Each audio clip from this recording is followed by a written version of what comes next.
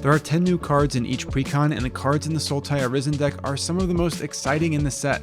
Let's kick this off by looking at the face commander, Taval the Balanced Scale. Ordinarily, I'd be worried about having a commander with an attack trigger, but Taval's inherent evasion with flying makes that almost a non-issue.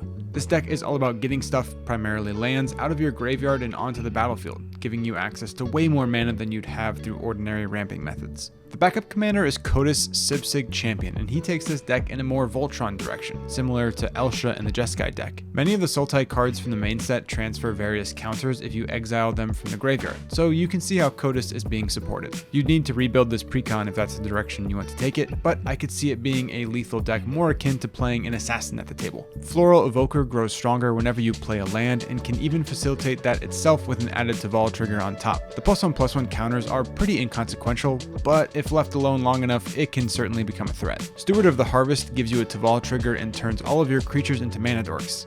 Unless you use some spicy utility lands, in which case they become hotspots for extra utility on the board. Very cool card, and you're going to have to think about the lands you've got in this deck that can really facilitate her ability. Diviner of Mist is not only an awesome dragon, it's also incredibly potent. Milling 4 cards per attack is already pretty good, but getting a free spell and a Taval trigger makes this card an incredible value engine. This deck isn't great about using instants and sorceries in the graveyard, but this card single-handedly changes that if it's on the board. In my opinion, this is the coolest card in the deck. Colossal Grave Reaver, which, what a name, serves as a static graveyard recursion engine. At 8 mana, it's a hefty cost to get it onto the battlefield, but this deck is great at hitting that threshold ahead of time, or cheating stuff out for free. Easily the MVP of this deck in my eyes, just a 10 out of 10. Modal cards are some of my favorite in Commander, and Taval's Judgment is a great example of why.